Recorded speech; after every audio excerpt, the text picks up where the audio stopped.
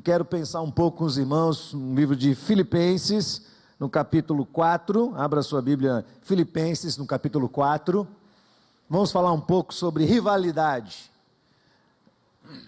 Filipenses, capítulo 4, vamos ler o verso 2 e o verso 3. Paulo está fechando aqui o seu conjunto de exortações, ele está aqui fazendo um fechamento do desenvolvimento de um pensamento que vem desde lá do capítulo 1, em que Paulo declaradamente apresenta o cristianismo como a religião da humildade, que segue o modelo de Cristo. E para nossa surpresa, no capítulo 4, versos 2 e 3, Paulo diz o seguinte: eu rogo a Evódia e rogo a Sintique que pensem o mesmo no Senhor.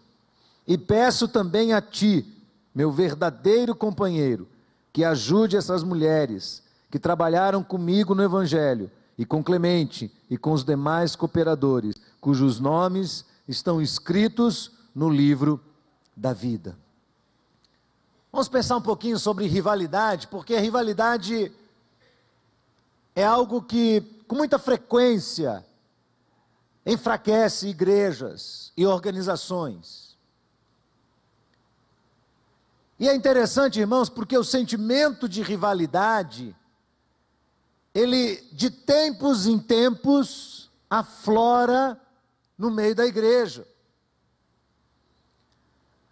Parece que nós conseguimos passar um período entendendo um pouco o espírito que deve reger o nosso coração, as nossas motivações e o nosso sentimento em relação à igreja do Senhor.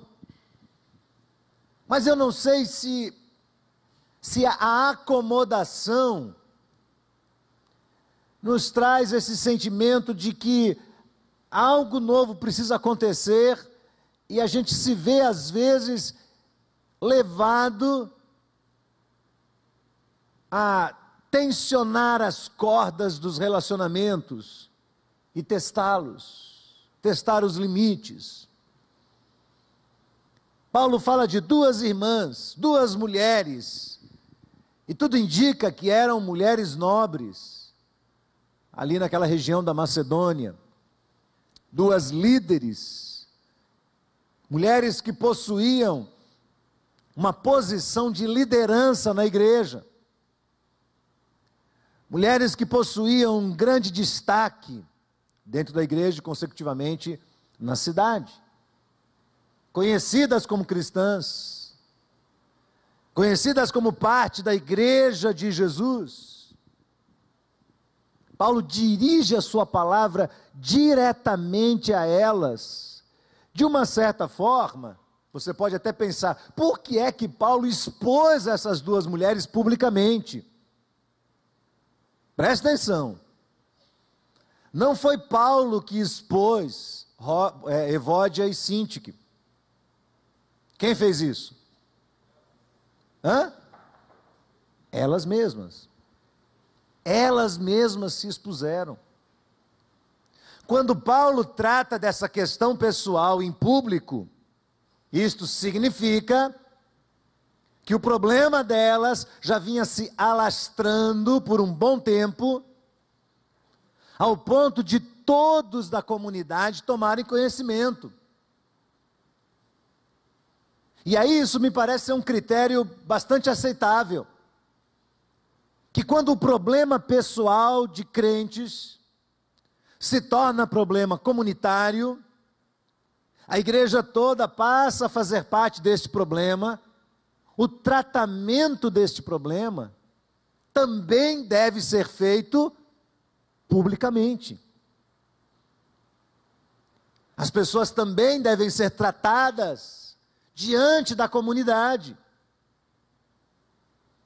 Talvez esse já tenha sido o terceiro passo de Paulo.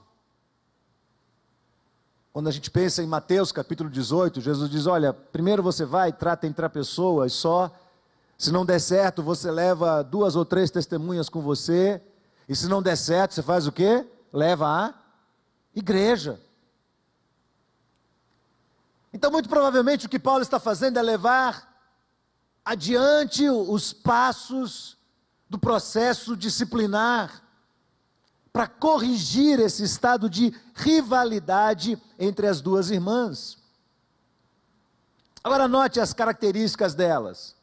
Primeiro, elas eram verdadeiramente cristãs. Paulo as reconhece como cristãs. Ele as chama de irmãs, e ele diz que elas, juntamente com Clemente, com os outros cooperadores, aí no verso 3 final, que os nomes deles estão escritos aonde? No livro da vida. O que implica que Paulo as reconhecia como cristãs.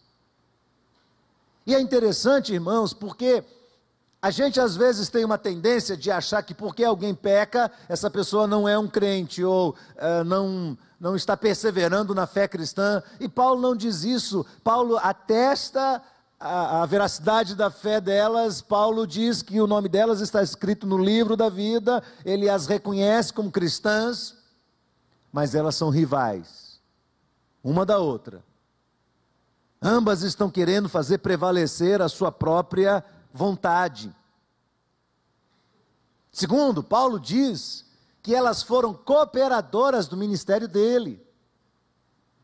Então, mais do que membros comuns que estão ali na periferia da igreja, talvez nem marcando presença, mais do que isso, elas estão presentes, elas fazem parte da liderança, elas fazem parte das programações, talvez elas fossem evangelistas, talvez elas fossem mulheres que gostassem de visitar as pessoas e ajudar as pessoas, suas necessidades, ou seja, eram úteis ao reino de Deus, mas eram rivais.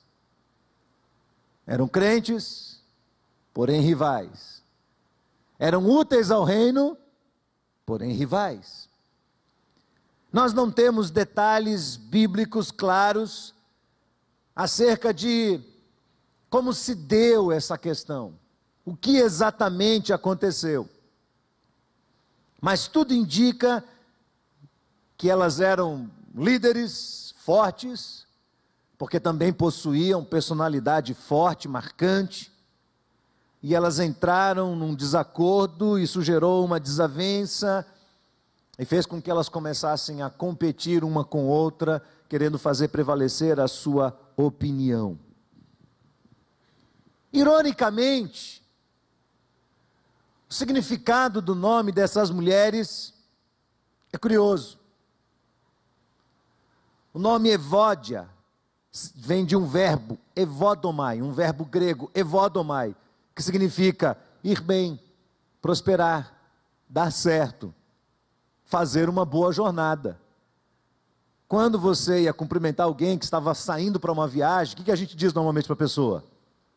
Boa viagem, não é? Esse é o significado de Evódia. Vá em paz, vá bem, que tudo dê certo para você. E o nome Sintique significa aquela que é afortunada, aquela que cresce. Só que nenhuma estava crescendo e nem a outra estava indo bem. As duas estavam com um sério problema de relacionamento. E Paulo escreve para essas irmãs, dizendo: irmãs, eu rogo a vocês, que vocês tratem essa questão. Paulo está lidando com um sério problema de relacionamento no meio da comunidade cristã de Filipos, lidando com uma desavença, lidando com uma controvérsia, uma divisão no meio da igreja. Irmãos amados, todo tipo de desavença, todo tipo de competição, de rivalidade dentro da igreja, afeta a igreja do Senhor, porque vai corroendo os alicerces da igreja de Cristo. Provérbios diz que o início de uma desavença, o início é como uma rachadura, uma pequena rachadura numa barragem. Semana passada eu fui a Santo Sé, lá naquela nossa congregação, e no retorno eu peguei um caminho que passa por cima da barragem de Sobradinho. Nunca tinha feito aquele caminho, e um irmão me ensinou, e é a mesma distância do outro, já é relativamente próxima de Sobradinho, mas a gente passa exatamente por cima da barragem. E aquilo é fantástico, porque você passa por cima daquela estrutura de concreto, do lado esquerdo você vê o rio todo ali no seu nível, e do lado direito você vê um enorme de um precipício. E você sabe que aquela estrutura tem que ser muito bem montada, muito bem alicerçada, e que uma pequena rachadurazinha pode significar o comprometimento de todo aquele projeto. Porque aquela rachadurazinha vai minando água, vai enfraquecendo as bases e vai aumentando, até que um dia, o que acontece? Estoura a barragem. E tudo se perde, e as pessoas morrem. Provérbios diz assim, é uma desavença não tratada, dentro de casa, dentro da família, dentro da igreja de Cristo, entre membros, entre líderes, uma pequena desavença vai criando um problema grave, vai minando as bases de sustentação da igreja, vão enfraquecendo, essas fissuras vão enfraquecendo a igreja do Senhor Jesus. Jesus diz em Mateus capítulo 12, verso 25, que uma casa dividida contra si mesma não subsiste. Se nós queremos ser uma igreja forte, se nós queremos ser uma igreja que chama a atenção da cidade, que atrai a atenção das pessoas, nós vamos ter que tratar as desavenças. Vamos ter que tratar as rivalidades. Vamos ter que tratar as diferenças de opinião entre nós. Entre nós. Quantas pessoas não se envolvem com mais nada no reino de Deus? Mais nada. Porque elas entraram num choque de opiniões. Numa desavença. Numa dividida. E talvez algumas delas, como não conseguiram fazer prevalecer a sua opinião, disseram, estou fora, não brinco mais. Sabe criança quando faz assim, estou de mal? Existem cristãos que fazem isso, estou de mal, não contem mais comigo, eu vou ser um anônimo no reino de Deus. Na minha opinião, irmãos, essas pessoas estão se acovardando. Elas deveriam enfrentar essas questões dentro do seu coração, dentro de si, e depois tratar isso com os outros, e chegar num acordo. Paulo diz, olha, eu rogo essas irmãs, que elas pensem concordemente no Senhor. Essas irmãs estão agindo de maneira contrária ao que Paulo havia ensinado ali no capítulo 2 de Filipenses. A base de todo ensinamento de Filipenses está aqui no capítulo 2, do verso 1 ao verso 11. E você conhece bem esse texto, a maioria aqui conhece muito bem. Portanto, se há algum conforto em Cristo, se há alguma consolação de amor, se há alguma comunhão no Espírito, se há alguns entranháveis afetos e compaixões, completai o meu gozo, para que sintais o mesmo, tendo o mesmo amor, o mesmo ânimo, sentindo todos a mesma coisa. Nada façais por contenda ou por vanglória, mas por humildade. Cada um considerando os outros o quê? Superiores a si mesmo. Não atente cada qual para o que é propriamente seu, mas cada um também para o que é dos outros. De sorte que haja em vós o mesmo sentimento que houve também em Cristo Jesus, que sendo em forma de Deus, não teve por usurpação ser igual a Deus, mas esvaziou-se a si mesmo, tomando a forma de servo, fazendo-se semelhante aos homens, que grande humilhação para Jesus, e achado na forma de homem, fez o quê? Humilhou-se ainda mais, humilhou-se a si mesmo, sendo obediente até a morte, e morte de cruz. Veja só, essa descida vertiginosa de Jesus. Qual é o resultado? Por isso também Deus o exaltou soberanamente. Ele deu um nome que é sobre todo nome, para que ao nome de Jesus se dobre todo o joelho dos que estão nos céus e na terra e debaixo da terra, e toda a língua confesse que Jesus Cristo é o Senhor, para a glória de Deus Pai. Essa é a base do que Paulo está tratando agora na vida e no coração dessas pessoas. Olha, irmãos, nós sabemos que a igreja é composta de gente, de pessoas.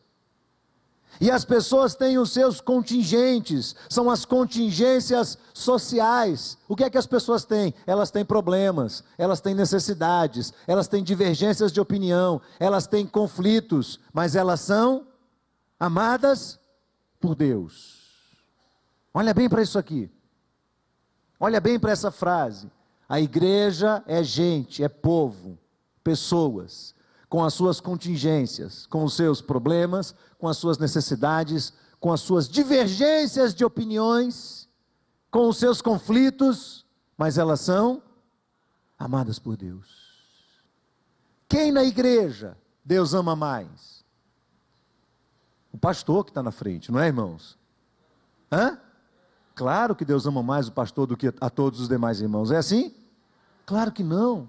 Seria uma ofensa à graça de Cristo acreditar nisso, que haja dentro da igreja alguém preferido por Deus e outro preterido por Deus. Não é assim a graça.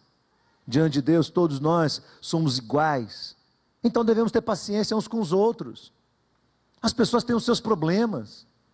Às vezes o camarada vem para a igreja tenso, chateado, saiu de casa, brigou com a esposa, brigou com os filhos, se desentendeu, brigou com o porteiro, brigou com outra pessoa na rua, e chega na igreja às vezes tenso, aborrecido, ou debaixo do efeito das preocupações de uma semana inteira,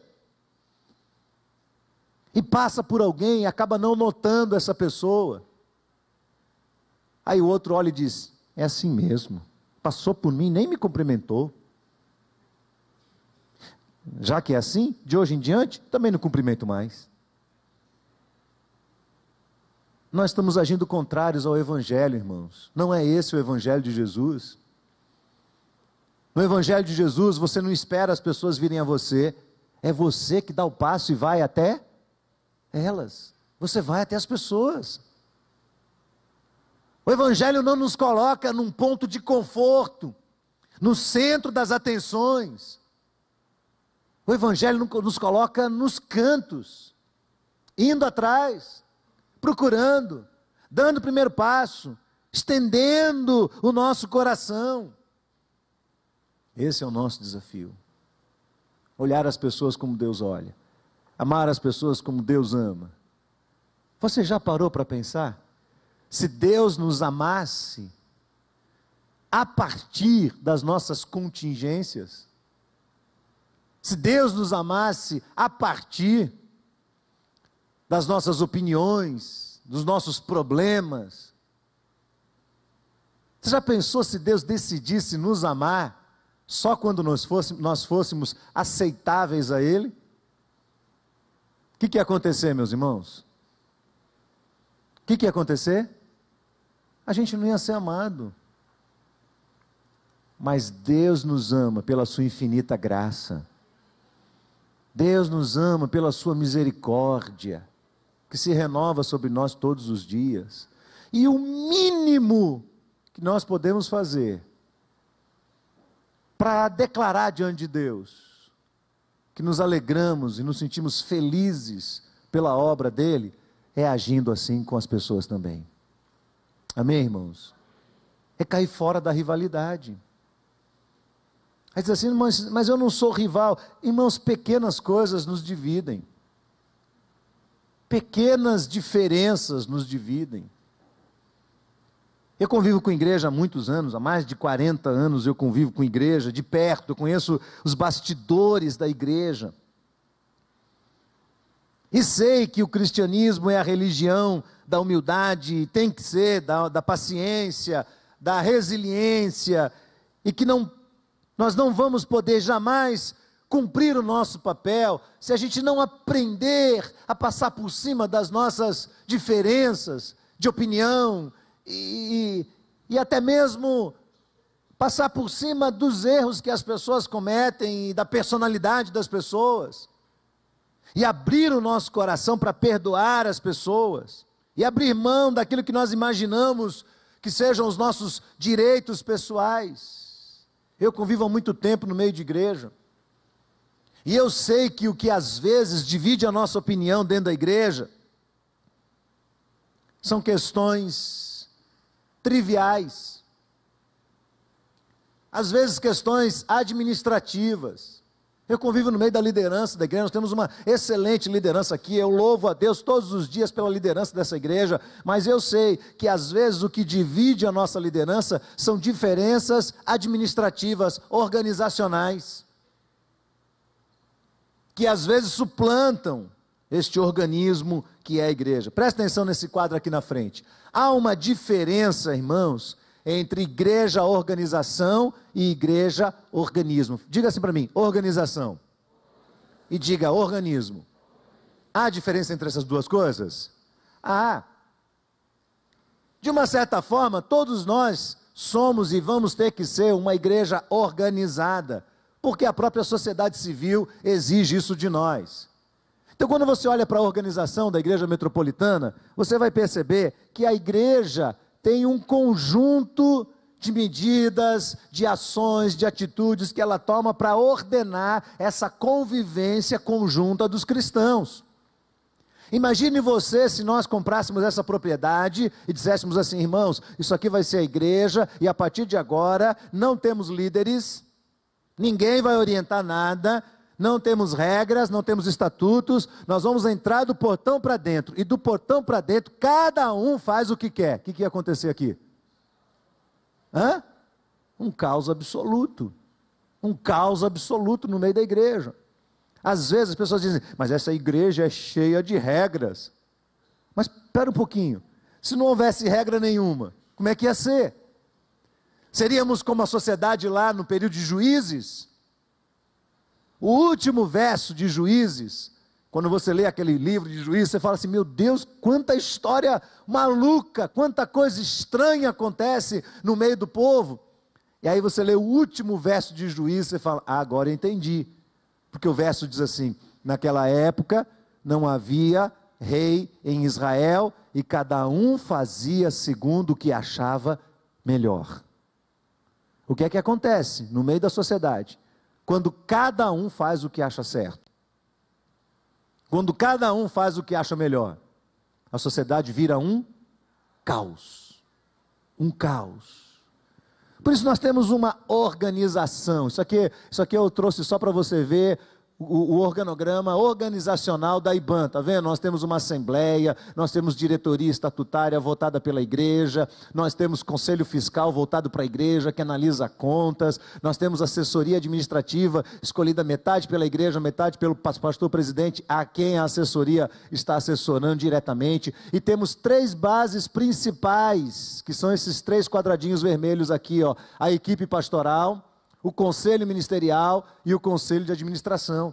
Cada um deles trabalhando numa área específica, cada um deles dando o melhor de si e da habilidade que receberam de Deus para trabalhar dentro dessas áreas. A equipe pastoral é responsável pelos grupos pequenos e também é responsável pelas extensões. O conselho ministerial cuida de todos os ministérios da igreja. Olha, a igreja tem todos esses ministérios aqui, ó, todos esses, cada um deles trabalhando com um grupo específico: adoração, evangelismo, missões, membros, recepção infantil, berçário, arte, cultura, jovens, adolescentes, mensageiras, preciosidade, Instituto Bíblico, Misericórdia, ABM, famílias, embaixadores do rei, ensino, ímpares, discipulado, o clube Júnior, Bíblico Júnior, Ministério de Encontros, Teatro e Visitação.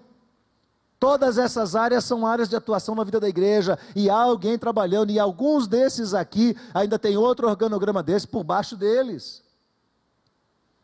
Conselho de administração é dividido entre a gerência financeira e a gerência administrativa. A gerência administrativa é responsável por todos os departamentos da igreja. A gerência financeira é responsável pela área contábil. Isso aqui é a parte organizacional da igreja. Mas a igreja não é só organização. A igreja é um organismo. E enquanto organismo, irmãos, nós somos gente. Nós somos povo. Nós não submetemos as pessoas e escravizamos as pessoas debaixo de regras. Nós amamos as pessoas e cuidamos delas e vamos pastoreá-las e vamos atrás dessas pessoas. Meus amados irmãos, ontem nós tivemos o culto aqui, 54 batismos, e depois do batismo eu fiz um apelo e várias pessoas receberam o Senhor Jesus. Teve um jovem aqui na igreja que ele se tornou cristão sozinho, veio para cá, foi convertido, alguém o evangelizou, ele veio, foi preparado, e ontem ele trouxe a família inteira dele para ver o batismo, e no final do culto a família toda veio aqui à frente aceitar Jesus. E Deus tem feito isso constantemente aqui dentro. Deus tem nos dado a graça de evangelizar pessoas e de ver as pessoas virem para cá. Mas daqui para frente nós temos uma responsabilidade com elas ou não temos? Será que a nossa responsabilidade cessa quando a gente diz assim: Jesus te ama, quer aceitar Jesus? Quero, amém, estou livre desse, Senhor, cuide desse aí agora. É assim que a gente faz? Não. De quem é a responsabilidade de cuidar desse povo, irmãos? É nossa aqui. É de cada um de nós. O que acontece com essas pessoas? Olha só, pensando no organismo da igreja, eu já mostrei isso aqui para os irmãos.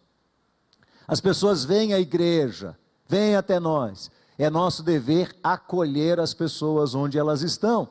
Quando uma pessoa chega na igreja, nós temos que fazer uma pergunta para ela, se é membro ou não de alguma igreja evangélica. Se a pessoa diz que é um membro, então ela vai aqui, se ela é um membro da IBAN, ela vai ser encaixada dentro de grupos pequenos, e dos grupos pequenos, ela vai também atuar nos ministérios da igreja.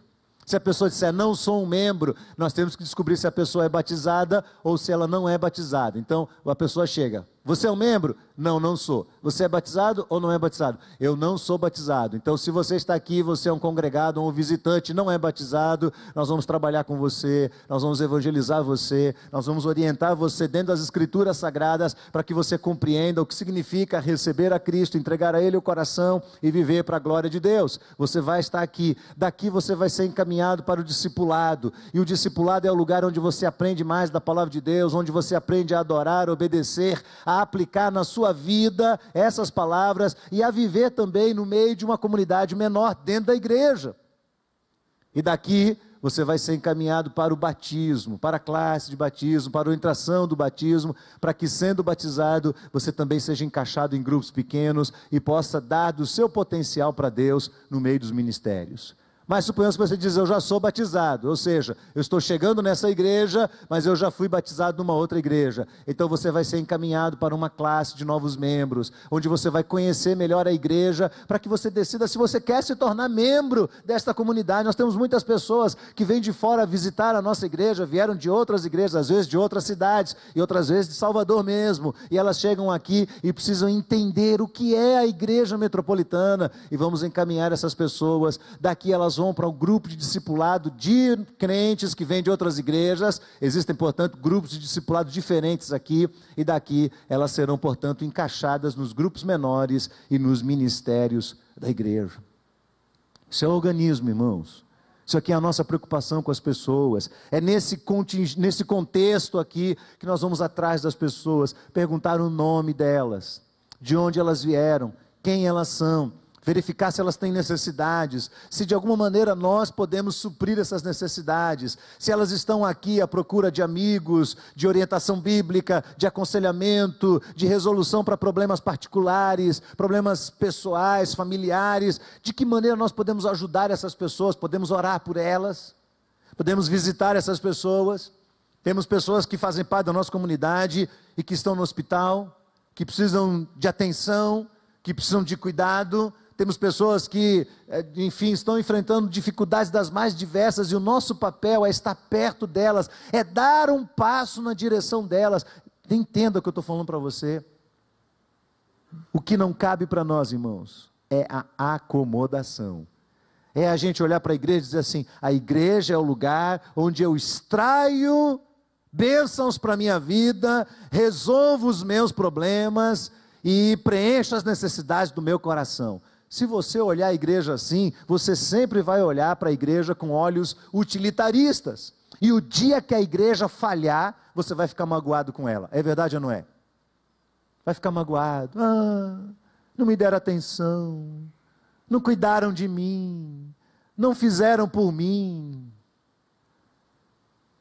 Quanto você faz pelas pessoas, quanto você se doa por elas, quanto você está inserido nesse processo todo aqui, aonde desse processo todo você está?